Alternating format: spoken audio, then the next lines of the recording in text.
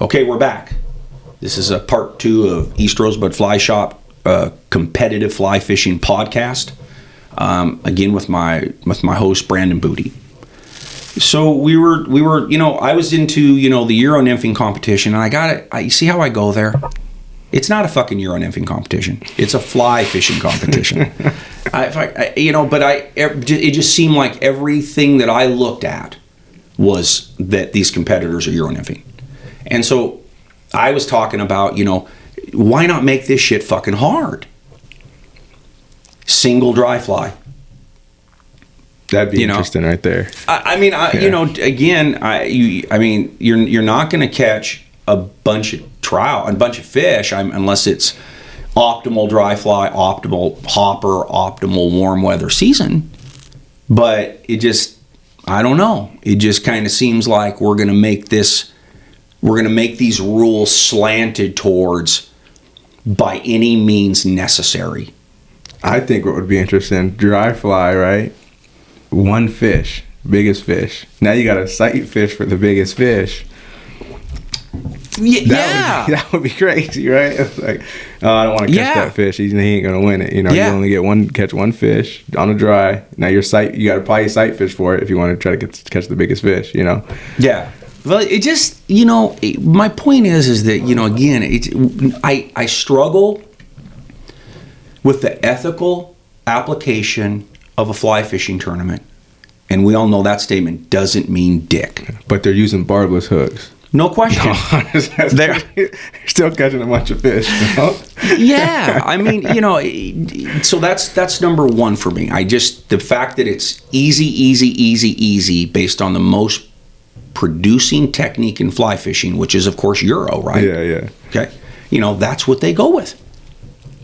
You make that shit difficult, you make that shit hard, I'm actually maybe tuning in.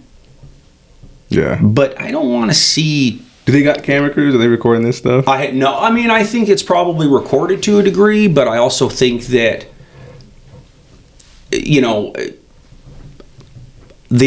funny that you say that about just another body there filming an angler at a run or whatever. Are there fans at these events?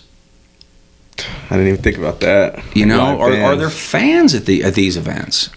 That to me is interesting, because if there's any fans at all, even if it's as limited as like loved ones or sponsors, or additional scorekeepers or something like that, that right there, number two, means that, and I'm not saying there is, it could be as limited as one judge and one angler out there recording on every beat, which is not anything to me. But if it's a lot more than that, or some more than that, as far as people on this beat, that's, there you go. That could be a lot more people on a stream bed, even if it's only for a day or two. And in my opinion, kind of further exploits that fucking sanctuary. Yeah. You guide on the Bighorn River, so unless it's 10 degrees above fucking zero, there's no such thing as a sanctuary on the Bighorn River. No. And like you said, it's my therapy. That's why I prefer wading smaller creeks. You know what I mean? Get away from people. But, I got on the Bighorn, but that's a job, But yeah, like you said, in the summer, there's 100 boats out there. Easy. That's just, that river's, anyway, but more people possibly in a habitat, more people possibly in an environment, all for the sake of somebody getting a nice fucking medal after 2 or 3 days of fishing. So, again, I put the disclaimer, and I really don't know what I'm talking about. But I'm going to throw that out there, is if there are people watching this competition in person, and that involves 4, 6, 8, 10, 12, 15 people per beat, that's an intrusion, in my opinion, on a habitat that all for the sake of what? Somebody getting a nice medal on day 3. So I wouldn't give a fuck if fly fishing didn't have more significance to a lot of people who do it avidly. You know, did you see our Skrilla? Yeah. You see our Skrilla turtle box fucking video, that terrible fucking video, that so many things wrong with that. But one of the reactions that we got on it was because, our shop, we sell turtle box. They're fucking, kind of like, little loud boom boxes that are tough as fuck, right? Several people were like, if I see that shit on a raft in the outdoors on a Montana river, I'm going to shoot it. We weren't doing no fucking. It was a turtle box fun thing. It was a stupid. Yeah. Okay, but check out that reaction. People they like it quiet on the rivers. That's right. Because it means something to them, right? Again, respite. Yeah. Right? Sanctuary. With the way my brain works and what's expected of me on a fucking daily business day, it's like I need that shit, baby. I need that. And so once you turn it into a competition, in my opinion, optically, you change that. Yeah. Yeah. You make it run of the mill. I want to know what percentage are using Perdigons. Probably 100, huh? If they're not, they're fucking stupid. Yeah. Because nothing works better. Again, easy. Especially when you can't have no weight on the leader. Yeah, but they modify their flies and all that. But so the ethical part of all this just to me is, it's there. Some people might think, oh, you're thinking too much about this. Let it be, blah blah blah, and there's some truth to that. But for the sake of fucking creating some content to sell some shit online, we're talking about it. Yeah. And I'd say it's a bigger trend than anything. And you're right, the Euro nymphing is a big part of it. So in addition to just all the people that could be out there casually watching this, right, and the environmental intrusion, okay, the other part of it is that the anglers that do this are probably as good as anybody walking around with a pair of wading boots as far as fishermen.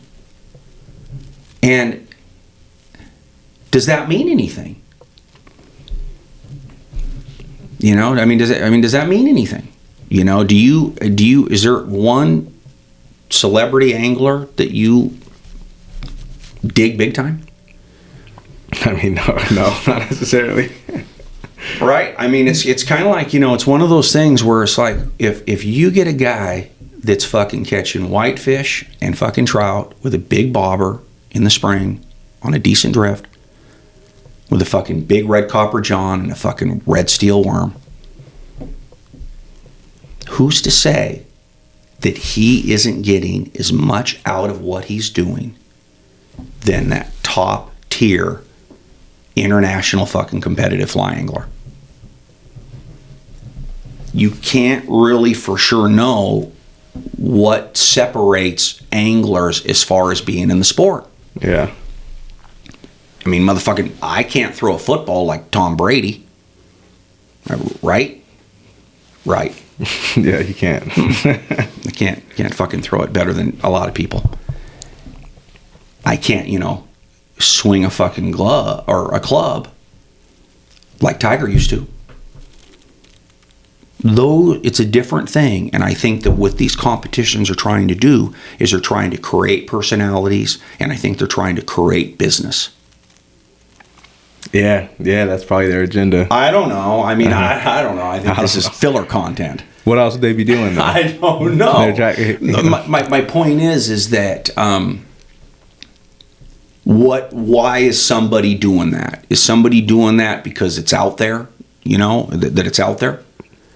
And it also is a little bit exclusive to that Euro technique, in my opinion, because what else? Nobody could fucking enter that and say, I'm going to fucking compete at this with a fucking woolly bugger.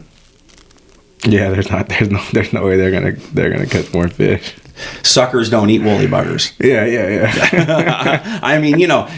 And so those are some of the questions I have about these competitions, and I want to make sure that I'm clear. I know how good these people that do this are. I know how dedicated they are. I know how much it matters to them. But at the end of the day, is it anything?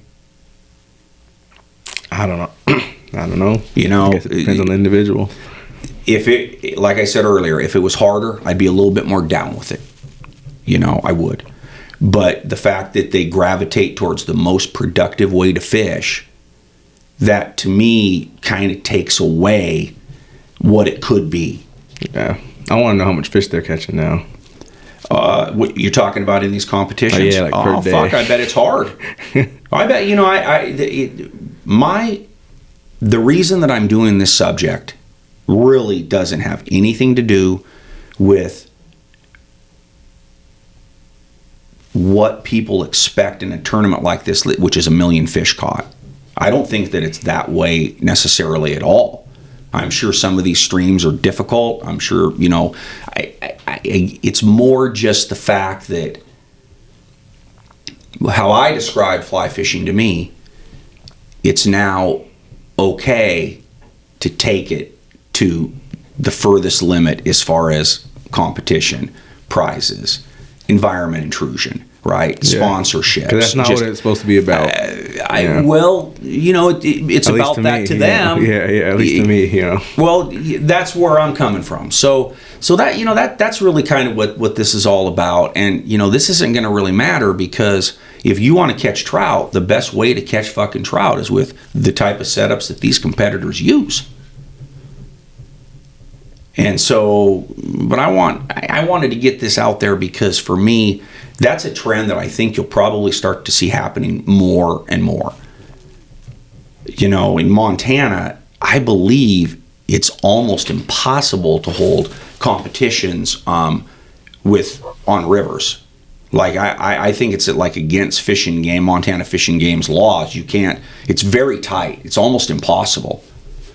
Okay, so you know, they've made that move to not fuck with the public by that possible intrusion.